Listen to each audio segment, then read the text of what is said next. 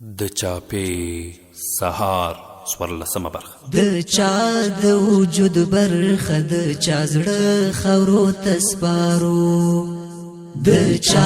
د وجود برخه د چا د پوستو تیښته اختر نه وي یرغلګرو د خپلو شومو اهدافو او ځان خوندي کولو په تکل د لویو نظامي مرکزونو سربیره د لارې پر سر او ځینو کلیو کې پوستې اچولې وې د یادو پوستو له شر څوک هم په امان وو انسانان خو څه چې د خلکو مالونه او څاروي به یې له یادو پوستو په نښه کول دا د دوی یو ساتیری و اگر که په نورو هیوادونو کې د امنیتي پوستو شتون خوښي بلل کیږي ځکه امنیتي ځواکونه د خلکو سره مرسته کوي خو دلته بیا داسې نه وه د دې په ځای چې خلکو ته امن راولي همدوی د بې امنۍ لوی لامل و تل به یې له خپلو پوستو لندې مرمۍ اورولې چې هدف یې ملکي بې دفاع هیوادوالو او دغه راز ترې د خلکو مال او ناموس خوندي نه و د 1400 هجري شمسي کال د جوزا 14مه نیټه او د کوچني اختر درېیمه ورځ وه د افغانستان له ګوټ ګوټ نه د اسلامي امارت د مجاهدینو د بریا زمزمې خورې وې هره ورځ به پوستې او بالاخره ولسوالۍ او نظامي مراکز د دشمن له شره خلاصېدل بالمقابل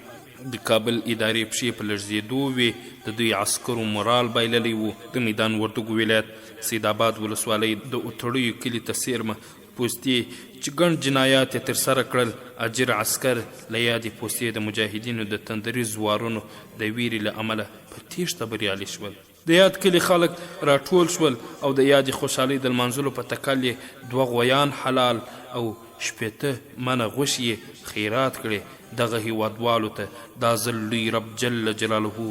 2 اخترونه پیرزو کړل یو کمکی او بل د ازادۍ او امن اختر چې په خوښۍ یې ولمانځ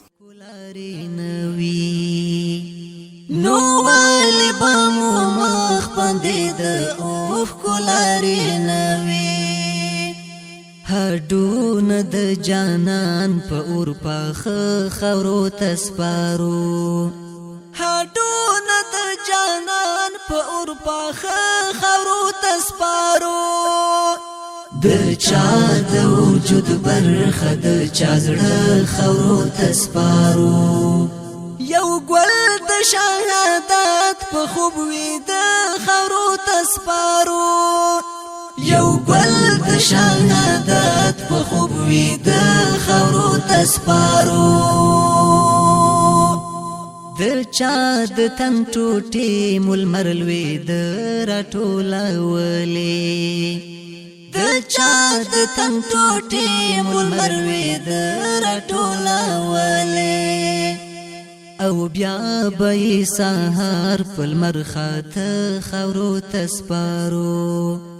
او بیا به یې سهار په لمر خاته خاورو ته سپارو